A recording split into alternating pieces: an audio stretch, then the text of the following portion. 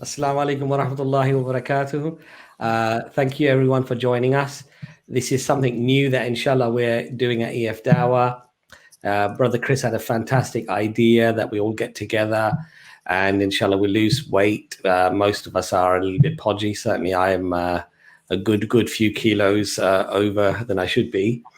So the program is called Health is Wealth, because as I think most of us know, the biggest wealth, the greatest wealth that we have is obviously our health. So Chris, what was the reason that we've started this this new regular theme of health is wealth? Assalamu alaikum rahmatullahi wa barakatuh. So one of the main reasons is obviously my health and living a normal life, because when you're in such a place where I am, you don't live a normal life like some people do. Getting on the bus is harder than what people think. Just doing simple things is a big struggle when you're my size. Like, so that's the drive forward, is so I can live a normal life again. You know, even putting seatbelts on in the car and stuff like that, you can't do it. Or getting in Jordan's little mini car is you know, stuff like that. It's a struggle, and it's something that needs to sort out myself within, so I can do things. Like I'm a big lover of football. I want to play football. Before COVID, I did play football, and I was getting there, but I want to play football full time in 11s again. Yeah. Like I did. You know, in your head, you think you can do stuff, but you can't. Your body doesn't let you do it. So I need to make my body into something that will be able to do what's in my head. Inshallah, that sounds fantastic. So Chris, your idea basically was that we get together, we basically calculate, you know, our BMIs and calculate, you know, how much weight we need to lose. And then, mashallah, you started walking after every Fajr Salah in the morning, right? Yes, that's it. And how's that going? Are you finding it like already showing benefits, or is it too soon to tell? What's going on with that? So the benefit is more my mental health at the minute. So basically, the way I feel after. So I'll pray my Fajr, and then at 8 o'clock I'll go on my walk, and I think I do 2 miles or 2.5 mile walk, and then but in that time, my thought process is focused on what I'm going to do for that day, rather than waking up and thinking I didn't even want to wake up today. I wish I never woke up. Yeah. Rather, when I wake up on that, I'm driving myself to focus on what I need to do, what I need to change in my life, what I need to become, to take these steps and stuff like that. So walking, basically, it's been hard because I've not walked in months, like properly. So my body's in pain, but I'm driving myself through that pain because I'm focusing on what I want to do in my future and stuff like that. So that's Alhamdulillah. And we all discussed really, you know, some of the reasons we're going to do it, and obviously health is a huge one for all of us. I mean, I'm like 52 now, and I don't want to potentially, God forbid, you know, end up in hospital with a heart issue or a stroke or something, and then start thinking, oh, maybe I should start looking after myself, because it's like the damage is done, really, isn't it? You know. But obviously, Imran, we were sort of discussing about the fact that Islamically, it's actually a duty of us all to ensure that we look after what Allah's given us, which is our bodies, that we respect the fact that, you know, this is a gift from Allah, and that we have to maintain our bodies. It's not about neglecting our bodies, because that's showing ingratitude. I mean, that was one of the reasons, right, Imran? Bismillahirrahmanirrahim. Absolutely, mashallah. our body is an amana. It's a trust given to us by Allah, and we have certain rights over us, and we have to maintain it to the best we can. I mean, there's many things that the Prophet peace be upon him himself has said about how to live a healthy lifestyle, and probably there's too much to go into. But some of the very famous things are the fact that health itself is a blessing. And Prophet peace be upon him said that there are two things that people don't appreciate. One is health, and then the time to have leisure. So health is really up there with one of the things that you have, and it's often something that we don't think about until we start to lose it. And this is when we start to really focus on it. So when we're young, often we're quite neglectful of our health because actually our body has a great capacity to bounce back. I think one thing for me, working in the field that I work in, is that my daily interaction on a minute by minute basis is with people who are suffering with their health in some way, whether it's physical, whether it's mental. And often, apart from everything else that I'm saying, some of the things that I'm saying are very basic things like, just change your lifestyle a little bit, try and get some good sleep, make sure that you're eating a bit healthier, spend some quiet time, and Chris, mashallah, in your opening, you've sort of mentioned all of those things. You're getting yourself out of bed, you're praying a fajr, which is the khushu, which is focusing your soul, connecting to Allah, amazing thing to do. And then from that point, you're going out. And what you're focusing then on is, okay, how am I going to move forward from where I am? You're thinking about your day, your life, your goals. And that's a beautiful start to the morning, mashallah, because most of us roll out of bed grown, maybe quickly jump into our clothing, half grab a meal, and then we're out the door to whatever we might be doing. And we don't really get to appreciate the fact that Allah has put our souls back into our body, and he could have chosen not to do that. We're sort of getting through life, but not really living life. We're sort of surviving as opposed to living our lives. And yeah, so I completely agree. But I think, I suppose for me, what's great about this is really, I wanted to really know a little bit about, and for people to know a little bit about you, how you got here, what's gone on with this. Because I think you've mentioned some of the things. Life is hard. You said, putting your seatbelt on would have been difficult, getting into. And I remember, spending time with you, mashallah, even on Umrah, there were often situations where I felt for you as if, okay, I need to help this brother, and the only thing we could do is sit and talk. And now we have an opportunity, mashallah. I mean, Brother Jordan's here, Abbas, mashallah, was here to join you. And really, our aim is to try and join you and help you along on the journey. And if we benefit from that as well, alhamdulillah, because we are, like Abbas said, I'm also a podgy Asian man. So, we've got our own things to do as well with you. But you might be the inspiration that leads us and many others, inshallah.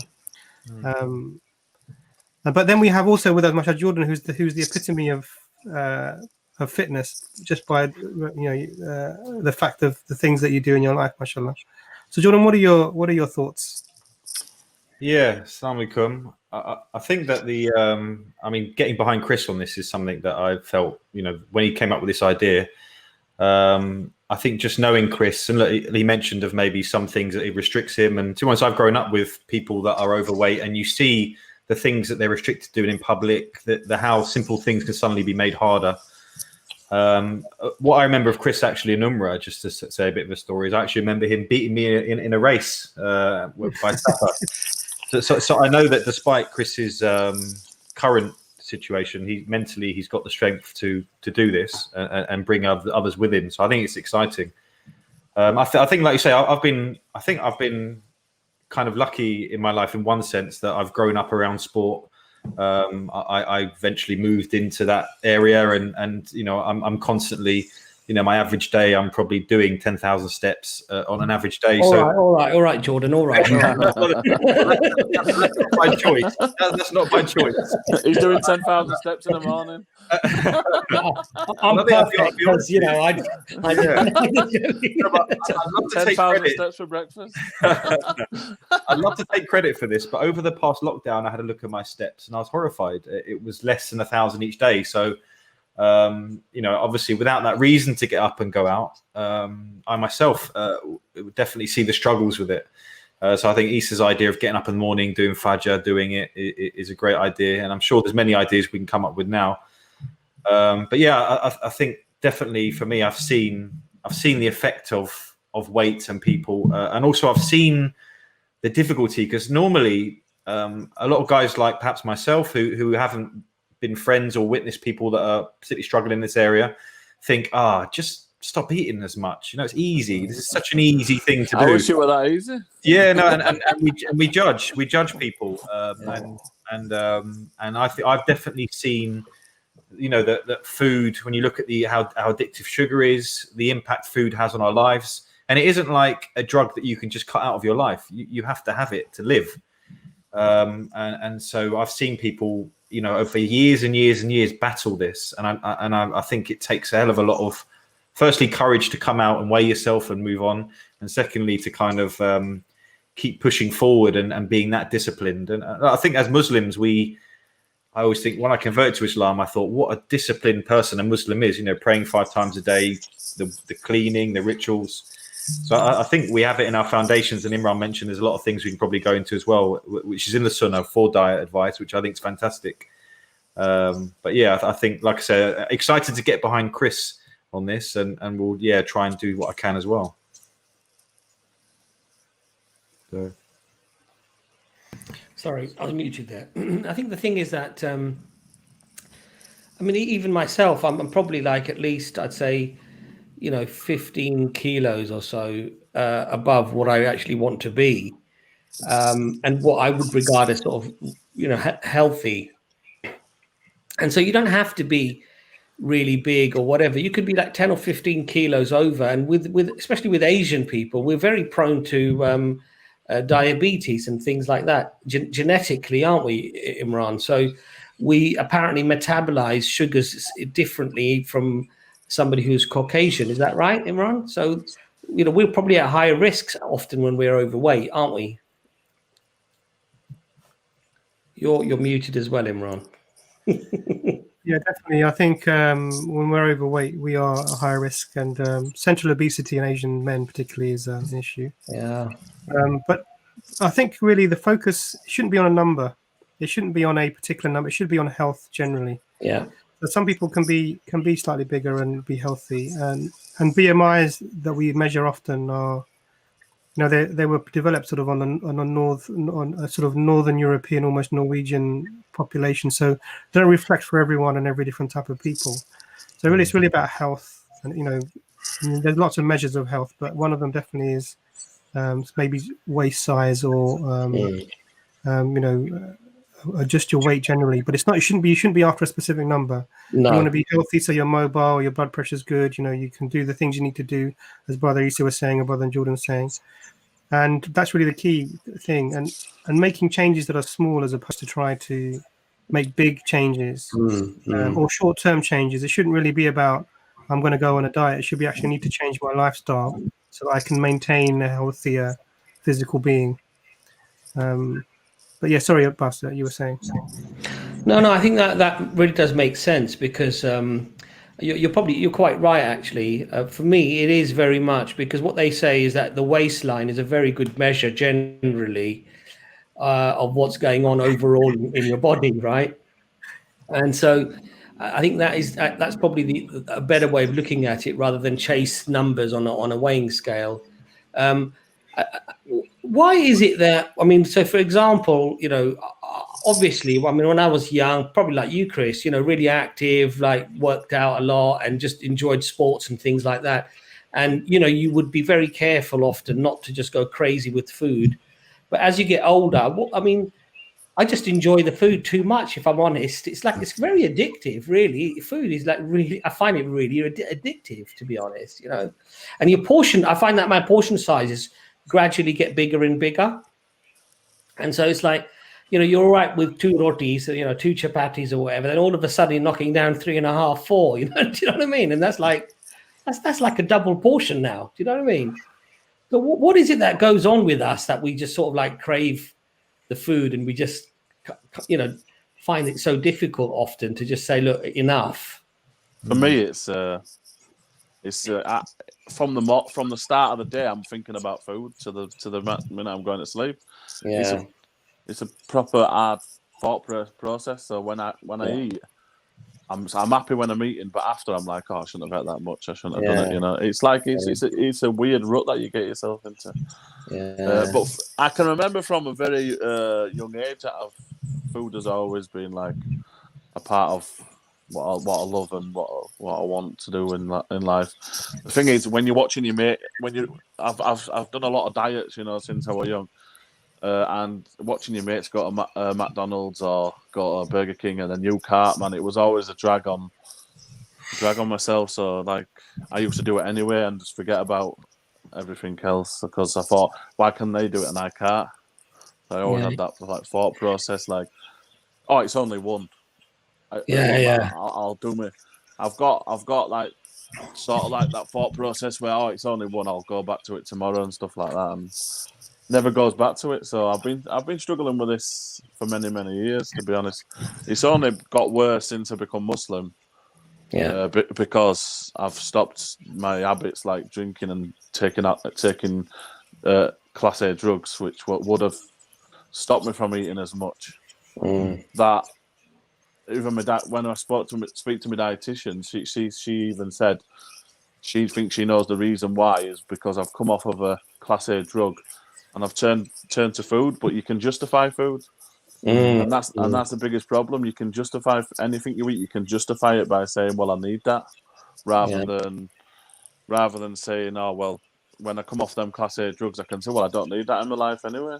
But food is your fuel, isn't it? You need that, so you can just, no matter what you eat, you can just justify it. So I think that's the biggest problem for me. I justify the food that I eat through saying, "Oh yeah, I can have that." It's not immoral or it's not bad, and it's not a ram in the Islamic sense. But really, it can be. You can make it a ram, because if you follow the teachings of the Prophet, peace and blessings be upon him, me eating the way I do is not the teachings of the Prophet. He didn't teach us to eat like that. So you're not following the Sunnah in any shape or form. And I know that, and it's just getting this thought process, and maybe that's one of the big reasons why I went through a lot of depression in the last couple of months. But I've been getting back on track, reading and stuff, and doing a lot of reading and getting back into practicing. Even though I was practicing in a little bit, but I'm getting back into full like reading and stuff like that. And when I'm reading stuff about the Prophet, peace and blessings be upon him, and how he lived and stuff like that, I want to live like that. So having this emotional attachment to this food is not going to work when I want to be striving as a Muslim, because like you're seeing in the Umrah, I struggle to pray because of my weight. So I want to be able to pray where I prostrate on the floor and put my head on the floor, not sitting on a chair. It don't feel the same. And that's the biggest, like some of the biggest motives I've got is I just want to pray like right now I only can sit down and pray because of my restrictions. And when I go to the mosque, I don't like going to the mosque because of that restriction. As well, it restricts me from going to the mosque because everyone's around you and they're just doing this. They're praying like in sujood and stuff, and you're just on a chair, and it just doesn't. For me, it just doesn't feel the same. If anyone in the viewers know what that feels like, they'll know. Yeah. But Chris, sorry, go on. Yeah, go on. But I know it's me who's restricting myself by putting the food in my mouth and not exercising. So Jordan's just been speaking about steps and stuff like that. I was doing 20 steps a day, I'll be honest with you, for like 4 months, I think. And I was eating takeaways every night. So I put myself into the situation by not. But now that's why I'm changing. I need to, if I want to live at least past 40 years old, inshallah. I've got to make a change. I'm only 31. There's a long... Inshallah. Life. May Allah give you a long and healthy life, brother. Inshallah. I've got no kids. I'm 31, and I want to have kids and stuff like that, inshallah, and be able to do a normal job and stuff like that, inshallah. Yeah, inshallah. So that's a big motives.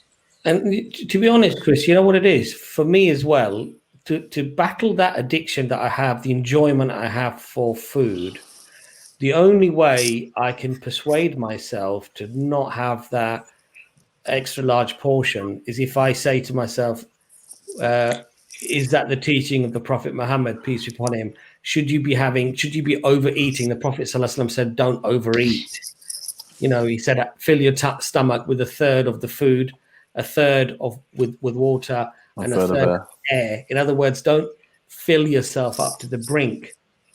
And I find that the only motivation that I really have that this to stop me sometimes and say, you know what, I've got to readdress myself here, is that am I being a good Muslim by just gorging on everything I like to have? Do you know what I mean?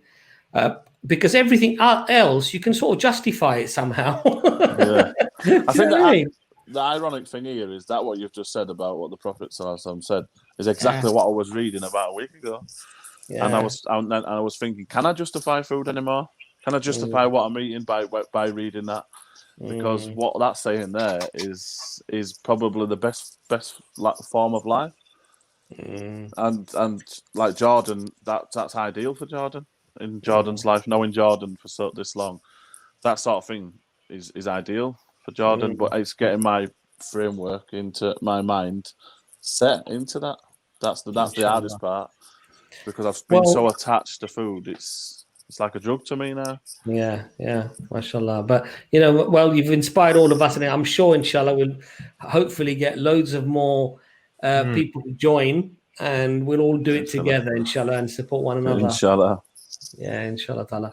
So Imran, what are some of the simple steps that we can take without making things too complicated and too difficult? Just little simple steps that we can start to introduce early on and hopefully build upon.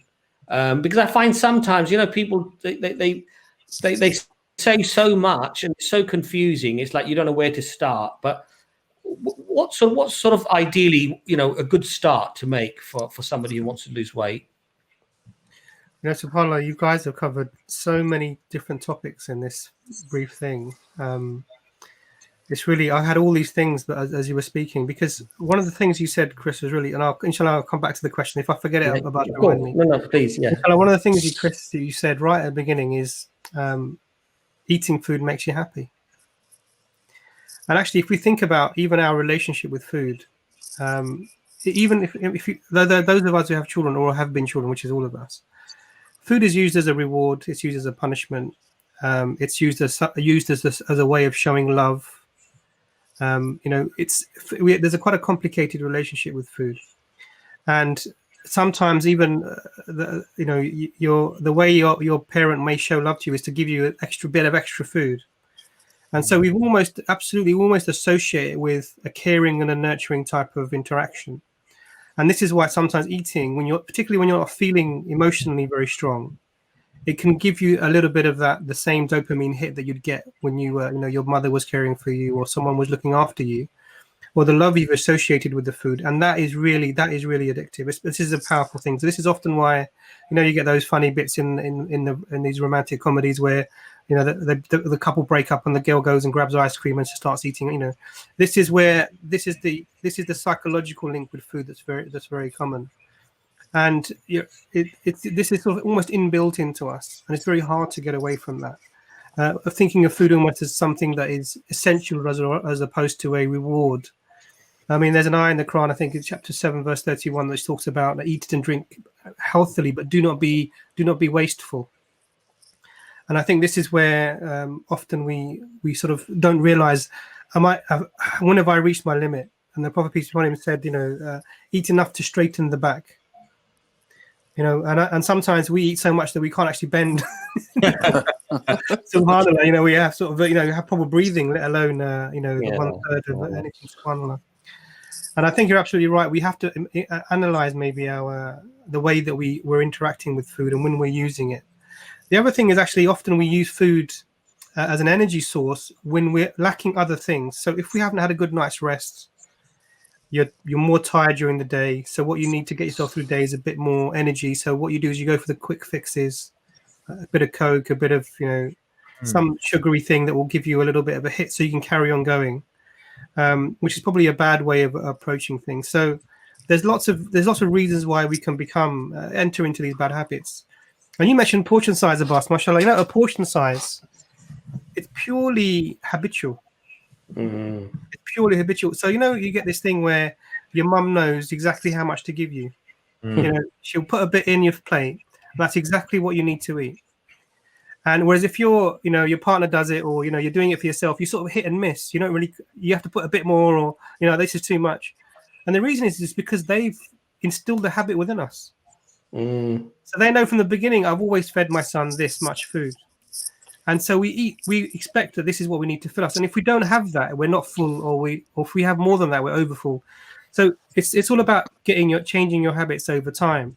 And I think what I would say is the approach is really, I'd really like to hear two things. I'd like to hear how Jordan got to where he is in terms of his approach to food, and how Chris got to where he is in terms of your approach to food, how you think that you got there. But one of the ways of changing that is to make small changes. Don't make it a burden, because we're not going to be able to fulfill. So you can't change an addiction by suddenly, right, I'm going cold turkey. Very few people will get through that. What you have to do is you have to make a small change. So often I advise people who come to me when they've got a weight, a lifestyle related issue, maybe diabetes or something. It's just, look, carry on what you're doing. Just take away maybe 10%. So small reduction. So instead of those 10 chips, you have 1 less, 9 chips. Now, just a 10% reduction. Now, over 10 meals, that's a whole meal that's not being eaten. And if you sort of think of it and making small changes and consistency, and I think that's probably the way forward. And Chris, Marcelo, you've done, you've started doing the exercises and walking, and say that's good for you mentally, but obviously physically that's good for you as well. So I suppose I want to ask those two questions. So my advice is to start slowly and be consistent, whatever you do. And we can talk about the specifics maybe, but it'd be really great to hear how it was for you in terms of food. When are you returning to food, or same for you, Jordan? How do you view food? Is it something that you also use to get you through the day, or what's your relationship like with food, and why do you think it's like that? Yeah, for me, when I hear you guys talking about your relationship with food, and I guess I have a kind of a disconnect for that. My relationship with food is I eat and I get on with my day. I don't really have that, that I don't look forward to lunch. I don't really look forward to dinner. I'm hungry, I eat and I get on with it. And I'm not necessarily saying that's the healthy way, because I often think I'm an extreme. When I think back to maybe what caused that, I don't know. It could be the fact that my mum particularly wasn't a great cook, and if she was here, she'd happily admit that. I don't know if it's a cultural thing, maybe, where there was never we didn't sit around the table and have all these heaps of food that we were giving each other. It was always just a plate on your lap. We ate, we got on with our day. Or maybe the fact that I was playing sport at such a young age that I wasn't, I was told not to go to McDonald's. I was told not to, and I think you acquire a taste probably for certain foods, and so for me, I probably describe the way I eat is almost like a caveman. I don't season my meat. I don't fill up lots of carbs. I eat fruit, meat, and things like that. And like I say, I probably that guy you don't want around your house. And I struggle. I sometimes struggle. I go around someone's house, and they've got this big feast, and I feel like they're all overfeeding each other. And you can't leave until everything's filled up. And I'm sitting at that table thinking, what's going on? Like, what? That's probably my relationship with food. And like I say, I'm not saying that's healthy. There probably needs to be a balance. But yeah, it'd be interesting to hear how mine's probably maybe a polar opposite to how Chris, because when Chris tells me, he's looking forward to his food, I don't really have that. Yeah. I'm not surprised you don't season your meat, Jordan, after watching you try and open that salt pot. Could be my yeah, I think just leave it, bro. Just don't season your. Alhamdulillah. So, brother Chris, same question to you, bro. Where do you think? So that's really interesting, because Jordan's got an unusual take on food. Mine comes from portion sizes. So, like, I eat with my eyes, not with. So basically, I've always been like into the big portions. Like, if I ordered food, I'll order for like 2 people rather than 1 person, whether I eat it or not. But it all stems down to I've always been a binger. Like, even when back before I was Muslim, when I used to go to the pub, I couldn't just go for 1 pint. It had to be 10, or there's no point in me going. I'm just I've got a mentality what binges. So yeah, I think it stems from when I was younger with portion sizes and stuff, and then I've like kind of grew up thinking that them portion sizes are okay to have, because that's what I've had all my life. and then one thing leads to another, and because sometimes, I feel happy eating, but sometimes it doesn't satisfy me, so I'll eat more because I'm looking for that satisfaction, which sometimes you don't even find that satisfaction. You find more guilt than satisfaction, really. So it's just looking for that satisfaction, I think, sometimes, and when you don't get it, you eat more to try and get it. I've never really been a person who, I'm always been a savoury person, so it's always binge eating on savoury stuff rather than chocolate, crisp and stuff like, chocolate and stuff. So, but it's interesting, the disconnect that Jordan does have for food, and my connection for food is a lot different. It's like I've got a relationship with food and he hasn't. It's a great way to think of it, and maybe if I can put my mindset into not putting emotions into my food and put emotions into other stuff rather than my food, maybe I can implement something different in my life. That's really profound, actually. So that last sentence you said, Chris, is so deep, and I think I want to maybe just emphasize that not to put your emotions in your food, but put emotions into other things that are important for you. And what this actually points to is maybe things in other things in life are not really where you'd like them to be, and so you're getting that enjoyment that you would have expected from these things from the food itself, and that's really profound. And a lot of us probably are like this. And what we need to do is to maybe try and improve ourselves and widen our activities, widen our interactions, so that then the things that we get pleasure from and enjoy are those beneficial things and not the things that could potentially be harmful for us. I mean, there's an ayah in the Quran, I think, in the end of Surah Baqarah, I think 195, that talks about do not make your own hands contribute to your own destruction, something along the lines like that. That's exactly.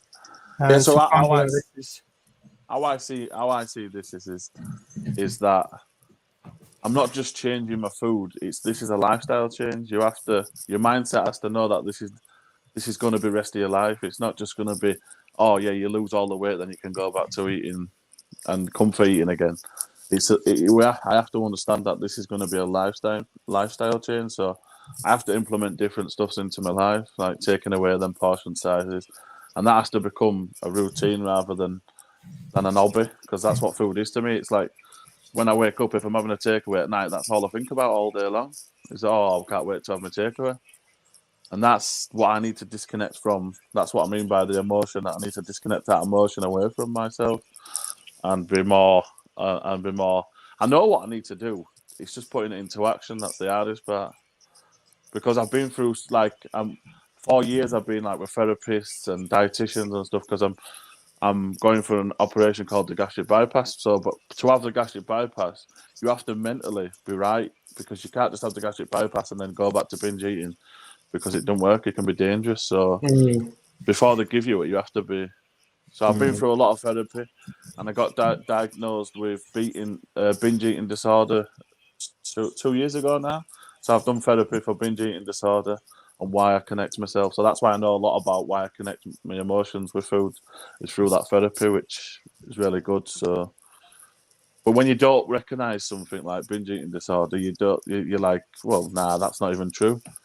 But when you get diagnosed with it, and then you start going through therapy, and the therapist is saying, then they're questioning you on what you're actually doing, and then you think, wow, yeah, I am actually, because you don't accept someone just putting words in front of you. It's when you actually go through that therapy and see that yeah, I am doing that. That's exactly what I'm doing. When I'm feeling down and sad, I'm going to the cupboard to eat food rather than working on the actual problem. I'm just hiding in the comfort of my own food rather than dealing with that actual problem. And maybe one of the things that I found really useful was that every time I got hungry, I was just going down and making myself a sandwich, or just having something to eat. And then last couple of days, obviously after Chris chatting to you as well, and we're going to do this thing, and I just found myself, if I got a little bit hungry, I knew I had breakfast or whatever, and I just said to myself, it's all right to be hungry for a bit. It's not the end of the world. So, okay, so you're hungry, go and have a herbal tea, go and have a cup of tea or something, just to sort of have something, rather than maybe nothing, but it's okay. And the surprising thing is that we'll fast the whole month of Ramadan, right? 30 fasts, 29 or 30. And we seem to sort of cope pretty well through that. And we're controlling all our desires. Obviously, you feel hungry, you feel thirsty, and you just say to yourself, no, you can't have it. And that's it. You don't have it. And then as soon as like the fasts are over, it's like all the bets are off again. It's like,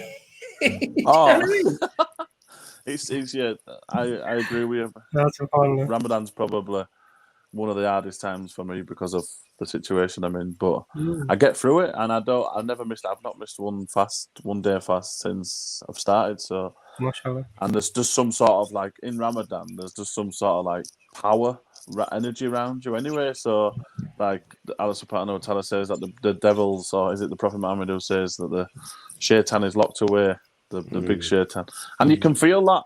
In Ramadan, you can actually feel that. It's weird how you can actually you can feel that because you don't have the temptations that you have once the gates are open. So it's like once Eid comes, that's it. Stuff your face again, and back to normal life. But I think the other thing is, Chris, you said something really, really important there, which is that so I've had times when I've lost like 10 kilos or whatever, right? And I felt really good, and I felt like, on top of the world, wake up early, feel fresh. Everything sort of improves, And then I sort of say to myself, well, okay, I've lost all this weight. I can have that cake, and I can have that thing, and I can have an extra little portion here. Yeah. And before you know it, you're back on the same routine again. And you just... And I think the thing is, like you said, it's got to be a lifestyle change. And so it's got to be like, okay, if I'm allowed a treat, maybe it's once every month or whatever, or once every 2 weeks, I'm allowed to have a fish and chips, or I'm allowed to have something that's generally like not healthy, like burgers and chips or something like that. But it's got to be literally like once every fortnight or something. And the rest of the times I've got to have a healthy meal. So it's a set sort of routine that you're not allowed to sort of say, well, I can't have it this week because I've got to wait till like next week now or whatever. Do you know what I mean? I think that sort of helps. But I like what Imran said, is that you don't do anything too drastic. And it's like, if you're having like a plate full of food, just sort of say, okay, that's what I would normally eat. And you just take a little bit out and say, now that is what I'm going to have. And, if you're having chocolate every day, then have half a chocolate every day. And if you're having it half a chocolate every day, then just have a quarter or something. Just cut down the portions and then gradually cut them down. I mean, I remember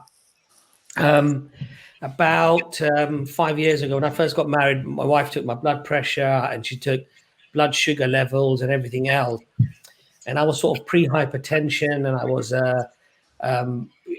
pre-diabetic actually, because the sugars were not diabetic, but they were getting there. They were getting higher, And within like just 4 weeks or 5 weeks of cutting out a lot of the sugars out of my diet, everything improved literally within just a few weeks.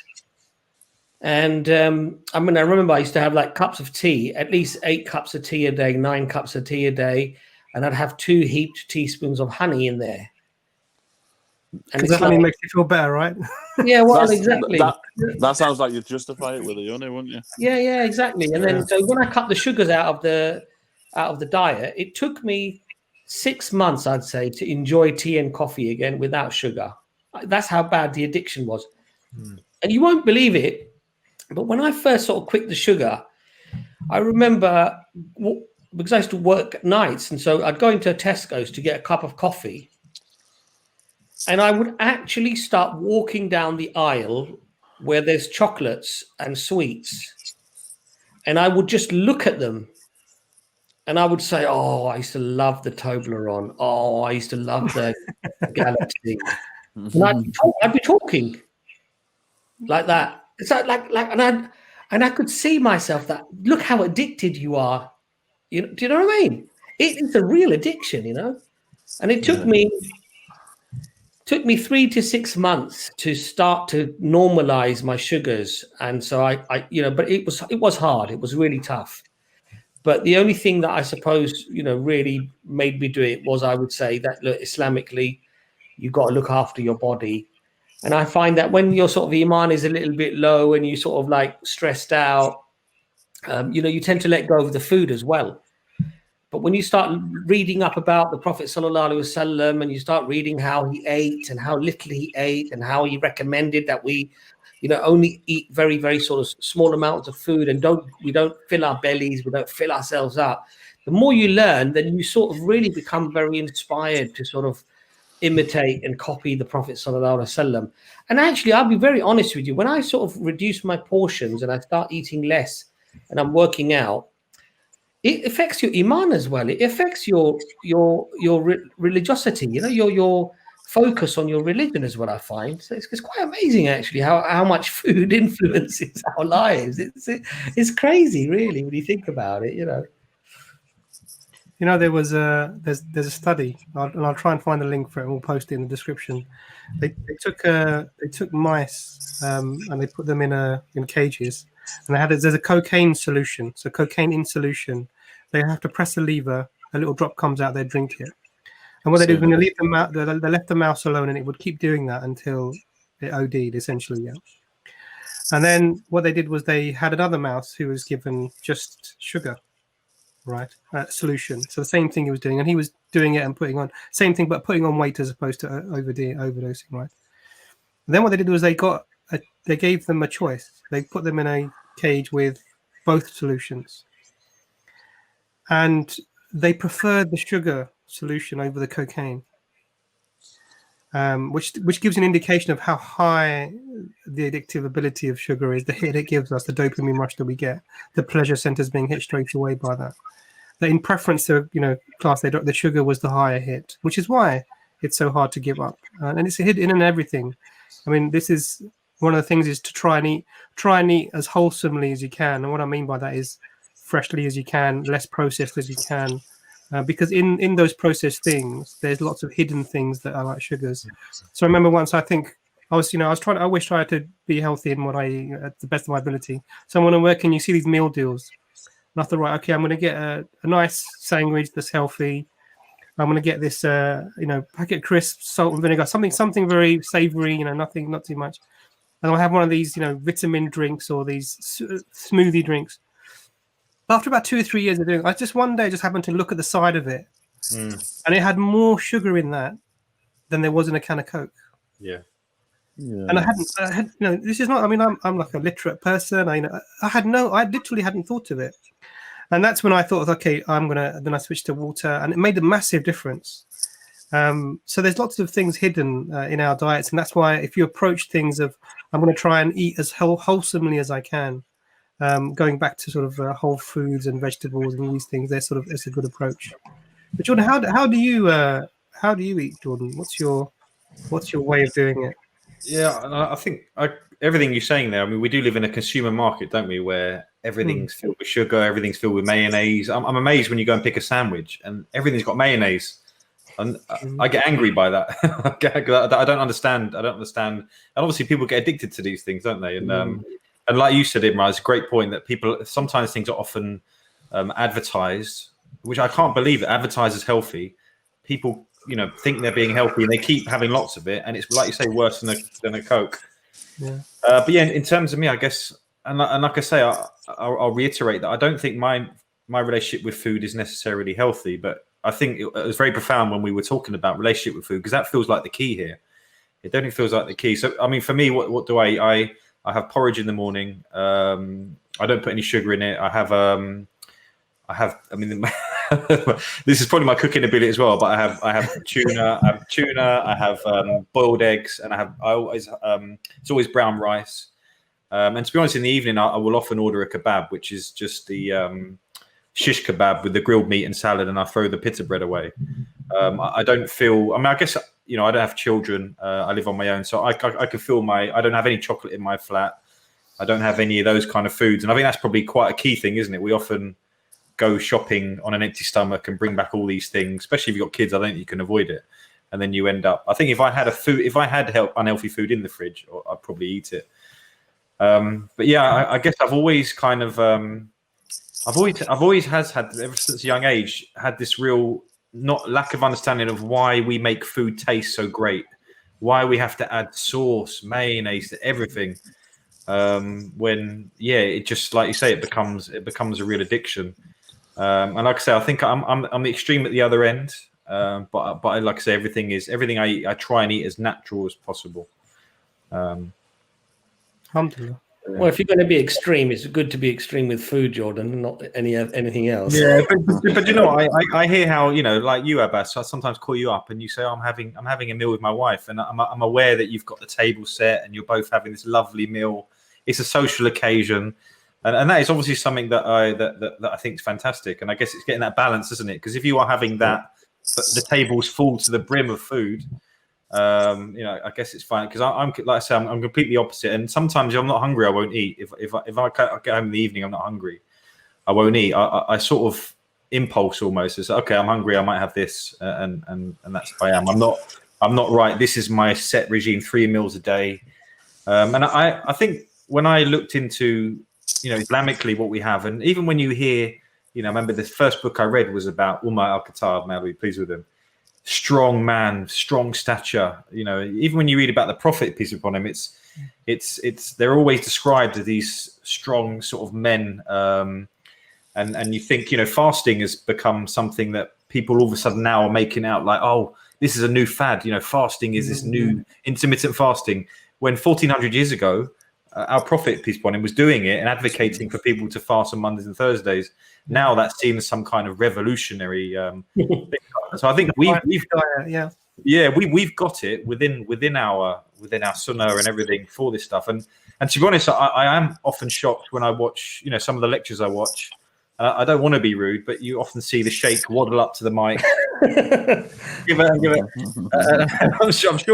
I'm sure a lot of this is cultural and stuff like that, but I always feel as Muslims, with the advice we have, if we can follow it, we have everything we need. SubhanAllah, yeah. Absolutely right, mashallah. So I think it would be. So you're how far into doing your change, Chris? How far are you into this sort of making the steps now? 5. This is day 5. Day 5, mashallah. And so, what did you, when you were starting this, what were your thoughts about what you were going to do, and where were you headed with this? What were your goals? So if you anything personal, obviously don't feel free not to say, but where were you? What's your aim? What you're trying to get to? How are you going to approach this? Start off my anxiety. I've got an anxiety where starting off is the hardest part for me.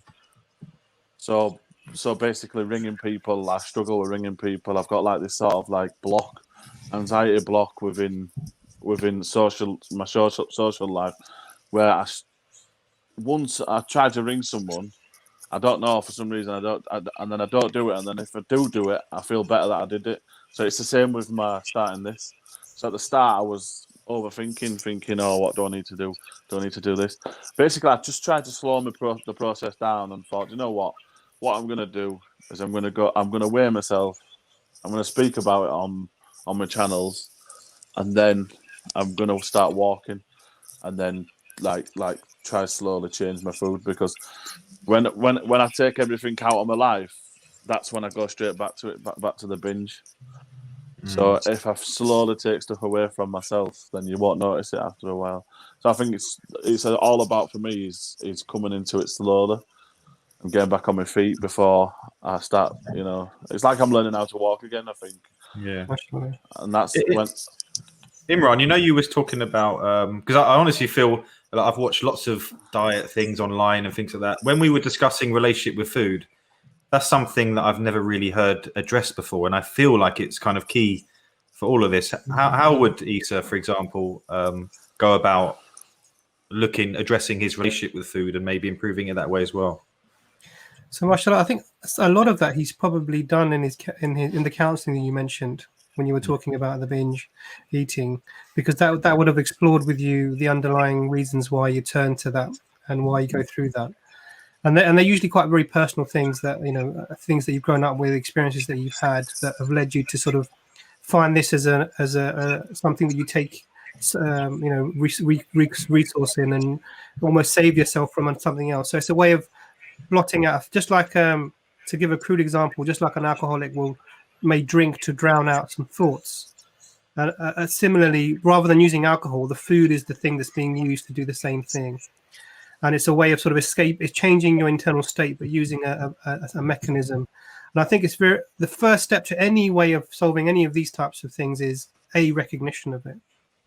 And I think that's what, Chris, it sounds like there's some recognition there. And once you have the recognition, it's then seeing where you are on that level of severity and see where you can go. And if that means seeking help professionally via your doctor, or whether that means finding somebody who's going to motivate you and help you sort of through this, people that you can turn to. I mean, there's lots of avenues going forward. And I think that speaks to really one of the reasons why we've decided, Chris, mentioned this, and one of the reasons why I'm happy to be part of this, I'm really honored to be with you brothers, is that it's a hard journey, and it's easy to fall off the wagon. It's easy to sort of start and then stop and then start.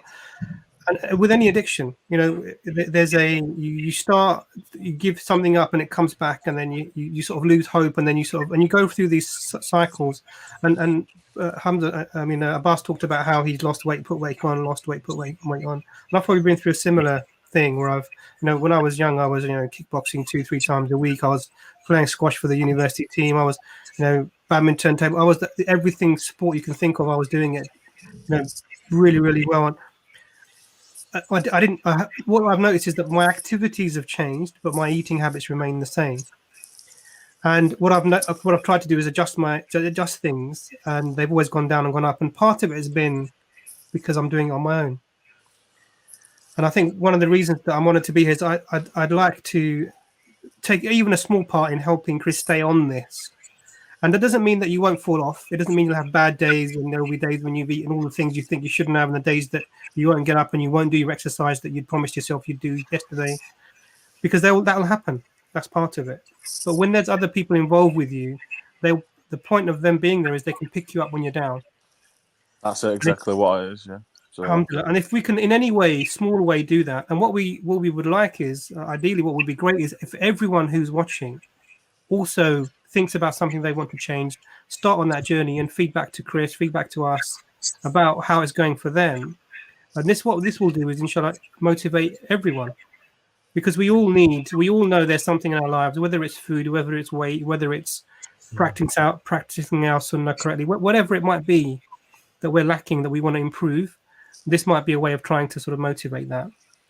But yeah, changing relationships is really hard. It's really hard, and it takes because you're talking about a lifetime of thinking and being and acting, and you're trying to change that. So one of the things is small and consistent, and company.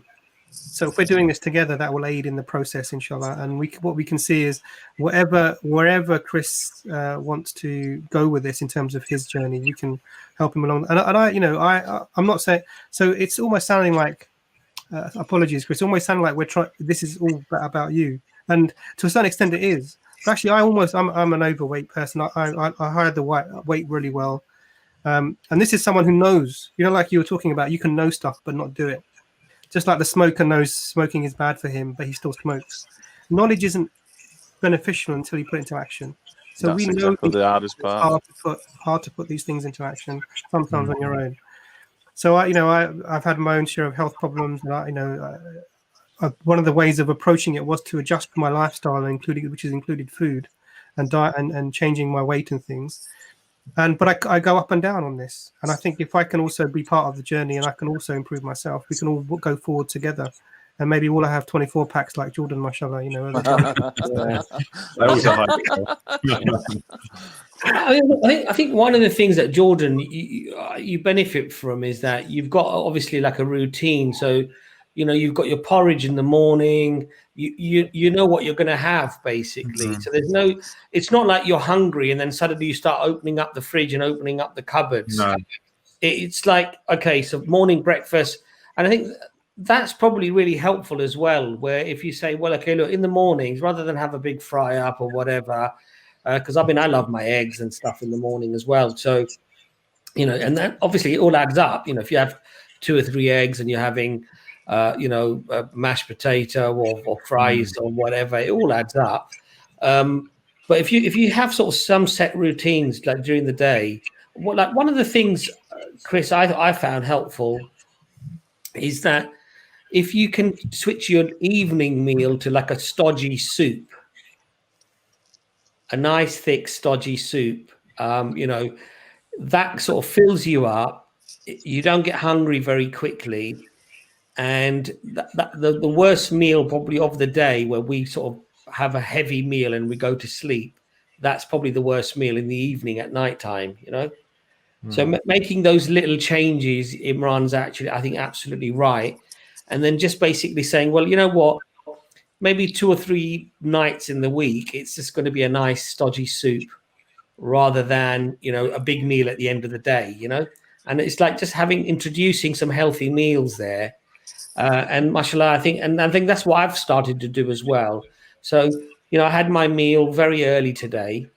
I'm a little bit hungry, but I'm going to probably just have like a cup of tea, or I might have a little bit of soup or something, and just sort of leave it at that. Whereas before I would just had a nice big meal, and then an hour and a half later I'd be in bed, I'd be asleep. So I think it's going to really help me as well being part of this, Chris, because I don't think I would have probably been disciplined, but now like I feel like I mustn't let everybody else down as well. I've got to really work towards this, and sort of like I've got to do it, you know. So it is hopefully very motivational.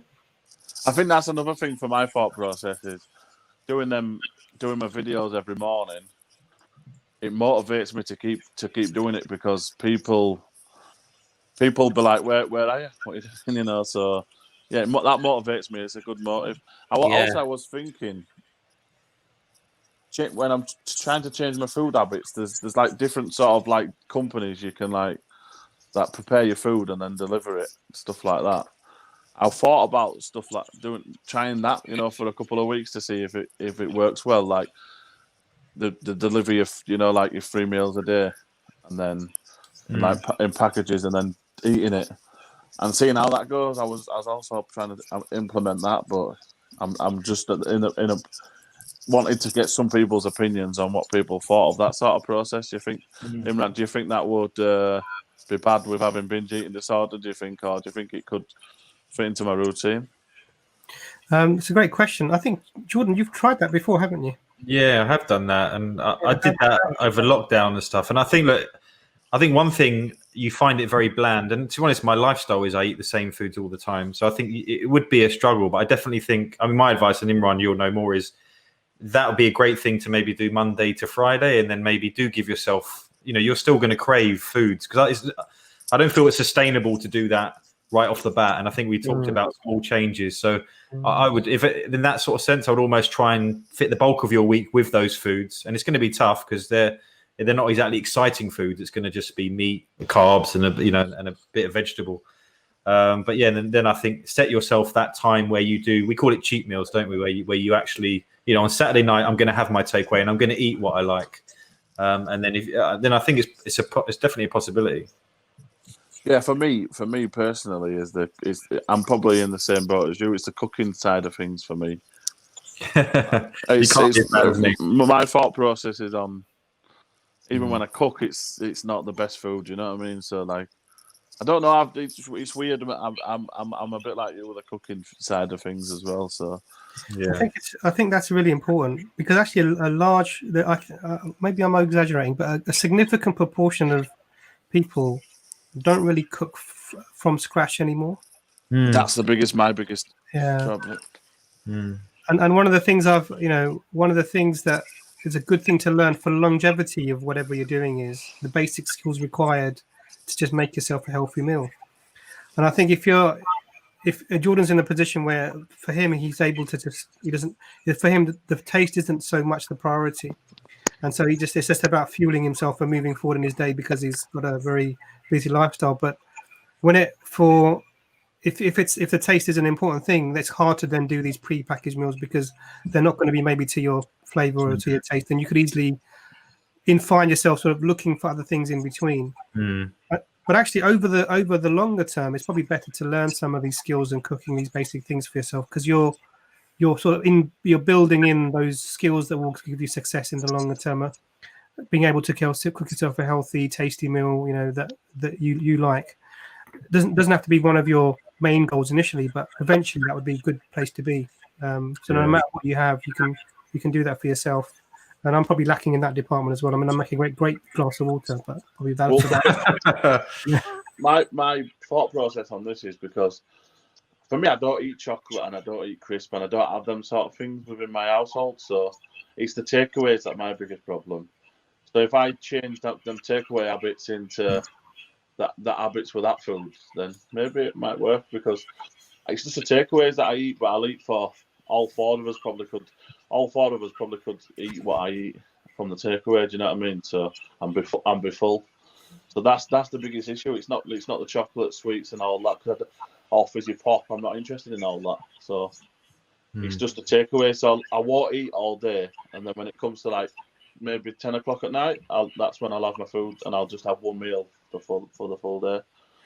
So I know that's what my biggest problem is because I'm not fueling myself in the morning and then lunch, and then I'm just eating a big massive carb meal, and then basically that I'm sat down on it. I'm not burning it away. So my thought process on having breakfast, lunch and tea in that form is that's why I thought, you know what I mean, that's probably going to be better for me in that sense, because it'll stop me having that takeaway at night. Okay, alhamdulillah. Alhamdulillah. Something I'm going to think about anyway, inshallah. So what we can do, Chris, inshallah, is that I can even come up with a few easy, healthy recipes that you can try. Not difficult at all, and even sort of like one or two curries, if you like, curry and rice and stuff. But there's lots of easy ways of doing it, and it can be healthy if you don't put all the oils and all the other stuff in there, all the sugar and oil and everything. And I think, like Imran said, it's like still enjoy your food and still have, predominantly much of what you're having now, but just make small changes. So if it's like, I don't know, 2 boxes of curry, then maybe it's like 1 box of curry, and instead of white rice, switch to brown rice, because brown rice has like 1/3 of the sugars that your body breaks down. Instead of having white bread, switch to brown bread. Do you know what I mean? That's another thing. Bread. I love bread as well. I mean, I'm absolutely addicted. Bread, but because of all this therapy and counselling, I've got into a routine when I go shopping not to buy anything like bread, chocolate, crisp, because I'll just eat the full loaf in the day. Yeah, I'm addicted to bread as well. I mean, so what I did, I switched to brown bread, and I don't have it every day. So, and even my like chapatis and stuff, it's brown flour. Because white flour, obviously, you can get addicted to that. It tastes very nice, but once you have it often enough, it's actually not that bad. You get used to it, I don't mind stuff like that changing to brown bread. I like brown bread and stuff like that. But the reason I don't have stuff like that is because obviously I'm a binge eater. So a 24 pack of crisp, my brain won't let me have one of them a day. If it's in front of me, I'll have to eat them, and that's just a struggle that I struggle with. Yeah. It's not about satisfying you sometimes. It's just about, I've got like this feeling because of I need to eat them. Yeah. And it's a really bad struggle of mine. That's why if you were to do what Imran suggested and sort of cook from scratch, I guess even financially you would benefit, wouldn't you? In terms of the takeaways and things like that. Yeah, obviously. I thought as well. It's just the motivation for cooking. I've just got no passion for it. I've got no love for it, and I absolutely it's actually something that I dread, to be honest. Yeah, I get that. So you want to enjoy. That's why I thought about this process with these packaged things, because I really do not enjoy being in the kitchen. I really don't. I think if that's the case for you, then Chris, it might be worth trying it. See how you feel. And don't let anything else get in the way. Like, it doesn't have to be as complicated as making your own meals, or it's not. It's just about taking the steps, being out, and then doing a small change that you're going to maintain, a small reduction, and then regularly monitoring yourself. So I know that you've been weighing yourself, and you've been putting your steps up on your TikTok channel. Is that right? Is that also on your YouTube channel as well? Yeah, I've been putting everything on my YouTube channel. So Come to Success. You can see the stream at the bottom. There's a stream running that tells you where Chris is posting his daily updates on Come to Success, TikTok as well as YouTube. And if you want to give feedback about your own, motivation and your desire to change and the changes that are happening, progress that you're making, then you can actually send feedback to Chris, even send videos to him as well. And then he can maybe, that will motivate us and him as well. I think Abbas on Conversation Islam we're doing something similar. And Jordan, I think you're, mashallah, because you often send us, because obviously we're in personal chat groups, so images of yourself sort of in the gym, or images of the gym that you're in as opposed to yourself, which are quite motivational actually, because usually I'm sort of sitting on the couch with my leg up when I picture of you, mashallah,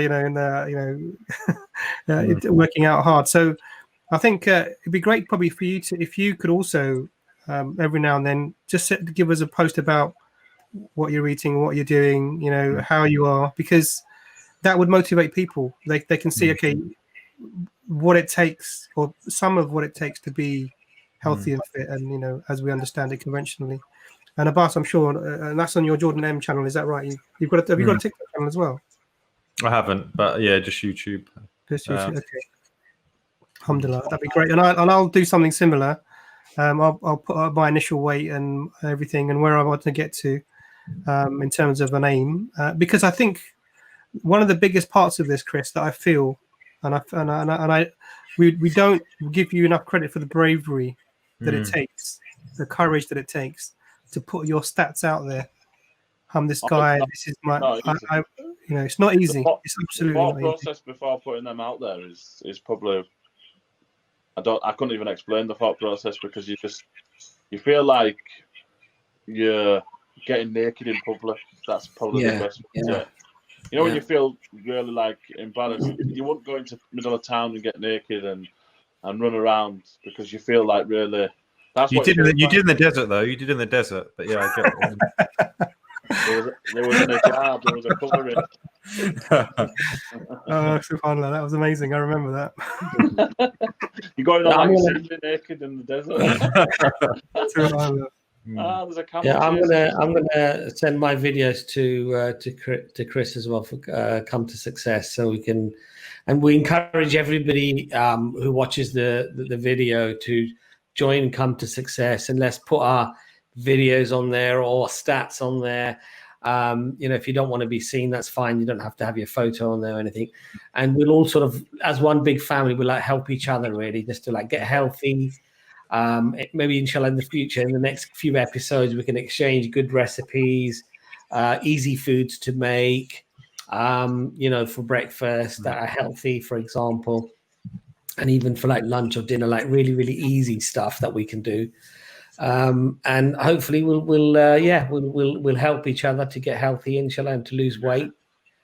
Yeah. So the idea is, I think I might be best off making an email, which you can send your videos to. So I'll call it Elf as well, and I'll put the email out, and then people can send the videos. And if they want me to write a note and put a message out, then we can. But if they want me to put it on my YouTube channel, I will. And then we can share what sort of motivations are coming off of this, because that's just as important as me walking down my path. Is that other people can put their first foot forward and say, look, I'm doing it. And I think that will motivate me as well, because I'll see that I'm motivating people, they're motivating me, and we all can come together. Yeah. And that'll make a big, massive, we'll make an impact within the community. And this is not, we're not talking about now Muslim community. No, we're talking about the wider community. Absolutely, 100%. So this is for everyone, because everyone, irrespective of background, suffers with this. Yeah. Everyone, irrespective of background, has health issues. And you mentioned the vulnerability and the courage it takes to be out there. And you mentioned that. So this is one of the reasons why I'm also going to, I'll post my stats and where I am and my progress as I'm going along, inshallah. And that's really just to try and walk with you, Chris, because we're all here because we care about you. You're a great guy.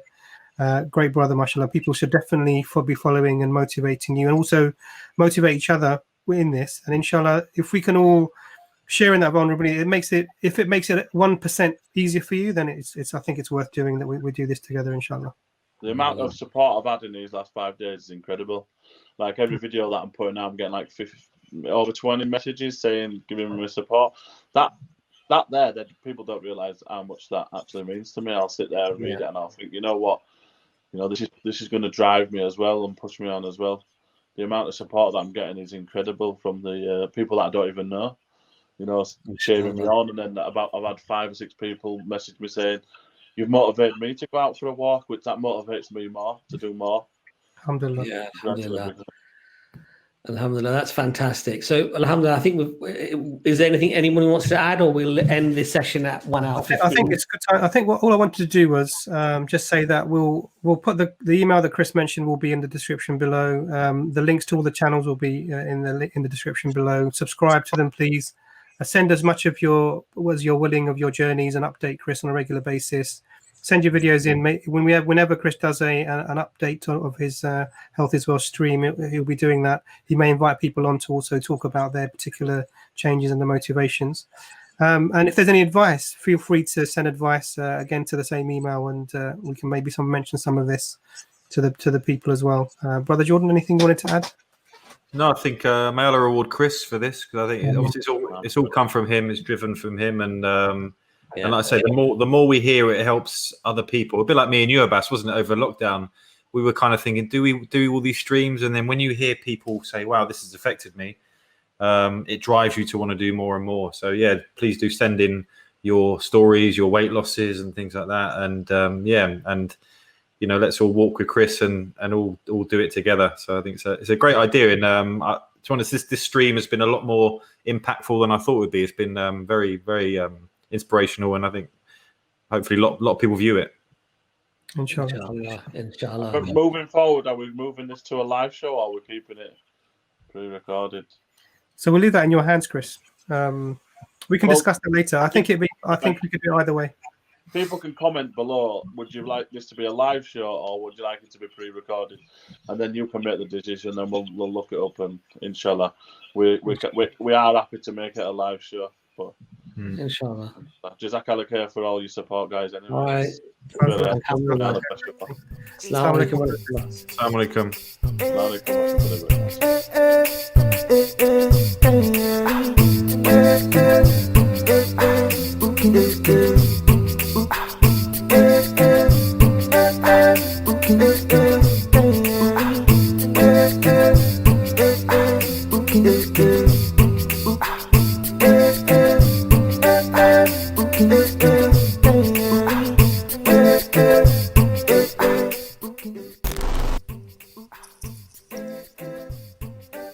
We're not actually live, are we? It says that we're live. Shall we go and check? No. When you press record, it does say live. Okay. You can go and check on. You can go and check. Now we'll have to edit this bit out now. Yeah, no worries. That's fine. Anis is. Hey, Anis, how you doing? Edit us out. Anis has got a tough job. But he'll enjoy editing that out because we're having a laugh. Okay, I'm gonna quickly go onto YouTube, right? And I'm gonna make sure that I'm about to make a face at the world. Just 1 second. We'd find out pretty soon, wouldn't we? Yeah, we will. The comments will start coming in. What they do in the back scenes there. It says record only in the top right for me. Yeah. Oh, yeah, it does say record on. You're right. Let's just carry on. You know what you might want to do? Just end this one and just record again. Yeah. Oh, you sure? Otherwise, Anis will have to edit all this out, won't he? But it's an easy cut, isn't it? It'll be an easy. Don't worry. Otherwise, we might have to reset up the stream and stuff. All right, fine. Come on then. All right, take two.